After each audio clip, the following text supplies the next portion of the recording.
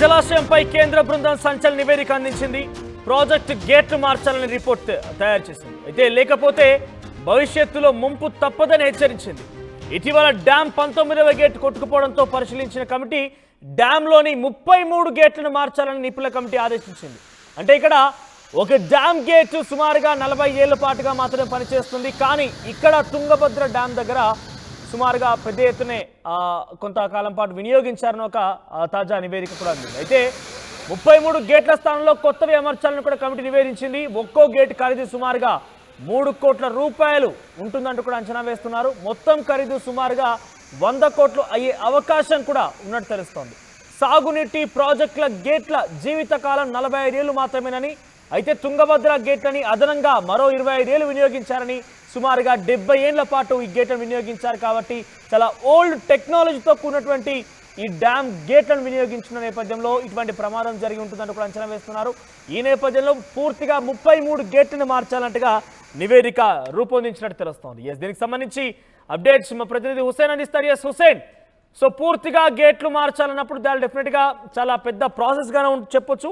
So ఇప్పుడైతే తాత్కాలికంగా ఈ గేట్లు మార్చకపోవచ్చు, కానీ ఎప్పుడు దానికి సంబంధించి ఒక టైం పీరియడ్ నిర్ణయించారా? ఎప్పుడు మార్చబోతున్నారు? ముఖ్యంగా 3 రాష్ట్రాల ప్రభుత్వాలు, కర్ణాటక, తమిళనాడు, ఆంధ్రప్రదేశ్, తెలంగాణ. సో ఇన్ని రాష్ట్ర ప్రభుత్వాలు పూర్తిగా నిర్ణయం తీసుకోవాలి కాబట్టి దానికి సంబంధించి ఎటువంటి నిర్ణయం తీసుకునే అవకాశం ఉంది? Manoj, Tungabhadra dam danger zone లో పడింది. గత నెల ఆగస్టు 10వ తేదీన 19వ number gate chain link gate lift చేసేటువంటి సమయంలో చైన్ లింక్ తెగిపోయి గేటు కొట్టుకుపోయే వరద ప్రవాహంలో గేటు కొట్టుకుపోయినటువంటి పరిస్థితులు మనం చూసాం. అయితే ఈ 19వ గేటు ప్రమాదంలో పడ్డ తర్వాత దాన్ని రీప్లేస్మెంట్ చేసిన తర్వాత ప్రత్యేకంగా కేంద్ర బృందం ఒక ప్రత్యేకమైనటువంటి కమిటీని వేసింది. ఇంజనీర్ నిపుణులతో కూడినటువంటి కమిటీ అధ్యయనం చేసింది. 33 గేట్లు ఈ ప్రాజెక్టు సంబంధించి ఉన్నాయి. అందులో 1వ నెంబర్ గేట్ నుంచి 16వ నెంబర్ గేటు దాకా టీబీ డ్యామ్ పర్యవేక్షణ ఉంటే 17 నుంచి 33 వరకు అటు కర్ణాటక ప్రభుత్వం జలవనరుల శాఖ పరిశీలించేటువంటి పరిస్థితి అయితే కనిపిస్తుంది. అయితే ఈ గేట్ల పరిశీలన సంబంధించి నివేదిక అందించారు. ఆ ప్రాజెక్టుకు సంబంధించినటువంటి ఒక గేటే కాదు, 33 గేట్లు మార్చాల్సినటువంటి అవసరం ఉంది అని నివేదిక తేల్చి చెప్పినటువంటి పరిస్థితి నిపుణుల బృందం ఇప్పటికే ప్రత్యేకమైనటువంటి నివేదిక ఇచ్చింది. ఒకవైపు ఈ యొక్క డ్యామ్ యొక్క సేఫ్టీ, డ్యామ్ యొక్క లైఫ్ టైం వచ్చేసి 45 సంవత్సరాలు అయితే దానికి అదనంగా 25 సంవత్సరాలు వాడుకోవడం జరిగింది. అంటే మొత్తంగా ఈ డ్యామ్ నిర్మాణం ఇప్పటికీ జరిగి 70 సంవత్సరాలు పూర్తి చేసుకున్న నేపథ్యంలో 1949లో ఈ డ్యామ్ నిర్మాణం పూర్తయింది. నిర్మాణం పూర్తయినటువంటి పరిస్థితి అంటే 70 ఏళ్ల పాటు ఆ సేవలు కొనసాగించింది. ఇప్పటికీ పురాతనమైనటువంటి టెక్నాలజీ, అధునాతనమైనటువంటి టెక్నాలజీ అందుకొని ఇప్పుడు ఉన్నటువంటి ప్రాజెక్టును గేట్లను రీప్లేస్ చేయాల్సినటువంటి అవసరం ఉందని నివేదిక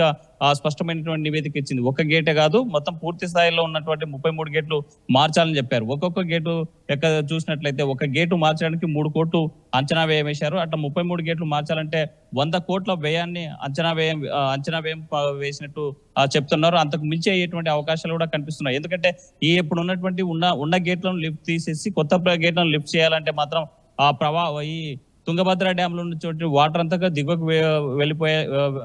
విడుదల చేయాల్సినటువంటి అవసరం ఉంది. కానీ ఒకవైపు నీరు ఆదా చేస్తూనే మరోవైపు గేట్లు మార్చాలని నివేదిక అక్కడ ఉన్నటువంటి ఇంజనీరింగ్ నిపుణులు భావిస్తున్నారు. ఎందుకంటే మనం చూసాం 19వ గేటుకు వరద ప్రవాహంలో కొట్టుకుపోయినటువంటి నేపథ్యంలో ఒక్క చుక్క నూరు కూడా బయటికి వెళ్లకుండా ఎలాగైనా సరే దాన్ని పూర్తి స్థాయిలో మనం కాపాడాలి, గేట్ ని మూసేసి వరద ప్రవాహాన్ని ఆపాలనేటువంటి ఉద్దేశంతో రంగంలో దిగినటువంటి కన్నయ్య నాయుడు, ఆ చీఫ్ రిటైర్డ్ ఇంజనీరు, తను అక్కడే 24 గంటల పాటు పర్యవేక్షణ చేస్తూ గేట్లను కూడా తాత్కాలికమైనటువంటి గేట్లను తయారు చేసి అక్కడ గేటు ఏర్పాటు చేసిన పరిస్థితుల్లోనే 20 టీఎంసీల నీరు మాత్రమే వృధా అయ్యాయి. 60 టీఎంసీల నీరు వృధా కావాల్సినటువంటి పరిస్థితి ఆ రోజు ఉండేది. కానీ కొంత కంట్రోల్ చేసినటువంటి పరిస్థితి కనిపించింది. ఇప్పుడు ప్రస్తుతం మనం 1633 అడుగులు ఉంది, 105 టీఎంసీల కెపాసిటీ ఈ రోజుకి ఉన్నటువంటి నేపథ్యంలో వాటర్ ప్రవాహం పెద్ద ఎత్తున పైనుంచి వరద ప్రవాహం వస్తుంది. మరోవైపు డ్యామ్ లో కూడా 105 టీఎంసీల నీరు పూర్తి స్థాయి నీటి మట్టం ఉండడంతో మరి గేట్లు మార్చేందుకు ఎలాంటి టెక్నాలజీ ఉపయోగిస్తారు, లేకపోతే దిగువన మనం 19వ గేటు మార్చాలంటేనే సుమారుగా 1633 అడుగులు ఎత్తు ఉన్నటువంటి ఈ డ్యాము 1613 వరకు అంటే సుమారు 20 అడుగుల 20 అడుగుల మేర తగ్గాలి, వాటర్ ప్రవాహం తగ్గాలంటే 60 టీఎంసీలు నీరు దిగువకు విడుదల చేయాల్సినటువంటి పరిస్థితి ఉంది అని ఆందోళన వ్యక్తం చేశారు ఆ రోజు ఉన్నటువంటి నిపుణులు. దీంతో దిగువ ప్రాంతాల్లో ఉన్నటువంటి రైతాంగం అటు కర్ణాటక ఇటు తెలంగాణతో పాటు రాయలసీమ ఏపీలో ఉన్నటువంటి రాయలసీమ ప్రాంతాలన్నీ కూడా తాగునీరు కష్టమవుతుంది అనేటువంటి భావించారు. ఆ నేపథ్యంలోనే వృధా కాకుండా ఆ రోజు 19వ గేట్ మార్చినటువంటి పరిస్థితి ఉంది. అయితే ఇప్పుడు 33 గేట్లు మార్చాలి అంటే మాత్రం ఆలోచిస్తా ఉన్నారు ఎప్పుడు మార్చాలి ఏంటనే. ఒకవైపు పైనుంచి ఎగువ ప్రాంతాల్లో కూర్చున్నటువంటి గేట్లు మార్చడం ఒక ప్రాసెస్ గా ఉంటుంది పెద్దగా, అంటే ఒక ప్రాసెస్ ఉండొచ్చు, అది కాకపోతే సాధ్యం కాని విషయం ఏమీ కాదు.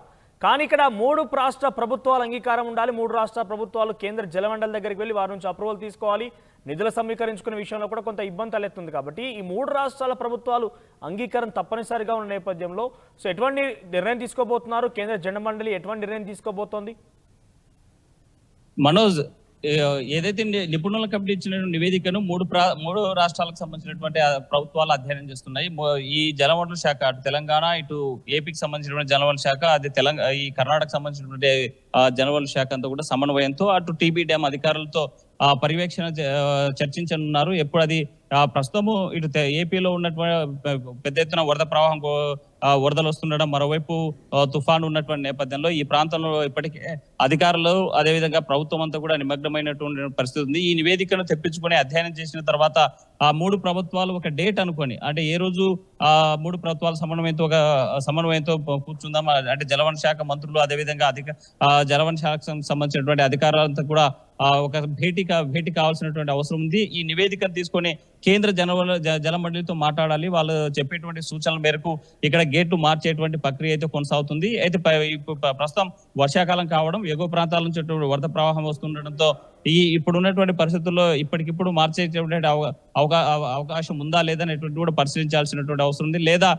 కొంత ఈ సేఫ్టీ, అంటే ఇప్పుడు ఉన్నటువంటి 33 గేట్ల సేఫ్టీ ఇంకొంత కాలం ఎండాకాలం వచ్చేదాకా, అంటే మరో 6 నెలల పాటు దాని కెపాసిటీ ఉండేట్లా పరిశీలించినట్లయితే, ఒకవేళ అక్కడ ఆ గేట్లు సేఫ్టీగా ఉన్నాయనేసి భావిస్తే ఎండాకాలంలో మాత్రం ఆ ప్రాసెస్ స్టార్ట్ అయ్యేటువంటి అవకాశం ఉన్నాయి. ఏదేమైనా 3 రాష్ట్రాలకు సంబంధించినటువంటి అధికారులు ఇక్కడ మంత్రులంతా భేటీ అయ్యి దాని మీద చర్చించాల్సినటువంటి అవసరం ఉంది. ఈ నివేదిక అంతా కూడా కేంద్ర జలవనరుల శాఖ పరిశీలన జరుగుతుంది కాబట్టి ఎప్పటికప్పుడు ఈ తుంగభద్ర డ్యామ్ సేఫ్టీ మీద కూడా పరిశీలన చేసేటువంటి అవకాశం ఉంది. ఆ రకంగా పర్యవేక్షిస్తా ఉన్నారు. దానికి ఏం చేయాలి, ఆ గేట్ల మార్పులో ఎలాంటి చర్యలు తీసుకోవాలనేటువంటిది 3 రాష్ట్రాల ప్రభుత్వాలు సమన్వయంతో మాట్లాడుకోవాల్సినటువంటి అవసరం అయితే ఎంతైనా ఉంది. మనోజ్, రైట్ హుస్సేన్. సో మొత్తం మీద తుంగభద్ర డ్యామ్ గేట్లు చాలా పురాతనమైన, సుమారుగా 70 ఏళ్ల పాటుగా వినియోగించారు. అయితే వారు చెప్తున్న కేంద్రం నివేదిక ఇచ్చింది, ఒక పర్యవేక్షణ అధికారులు అక్కడికి వచ్చారు, పర్యవేక్షించారు. పరిశీలించిన తర్వాత ఒక్కో గేటు వినియోగం సుమారుగా 45 ఏళ్ళు మాత్రమే ఉంటుంది. కానీ అదనంగా 25 ఏళ్ళు వినియోగించుకున్నారు ఈ డ్యామ్కి సంబంధించి, సుమారుగా 70 ఏళ్ళు వినియోగించుకున్నారు. కాబట్టి ఇకపై అవి ఉంటే కనుక ప్రాజెక్టు పూర్తిగా డ్యామేజ్ జరిగే అవకాశం ఉంటుంది, పెద్ద ప్రమాదమే పొంచి ఉంటుందంటూ అంచనాలు రెడీ చేశారు. ఒక రిపోర్ట్ కూడా రెడీ చేశారు. ఇప్పటికే ఆ రిపోర్ట్ని 3 రాష్ట్రాల ప్రభుత్వాల దగ్గర కూడా ఉంచారు. కేంద్ర జలమండలి కూడా ఈ రిపోర్ట్ రెడీ చేశారు. సో త్వరలోనే తుంగభద్ర డ్యామ్కు సంబంధించిన 33 గేట్లను కూడా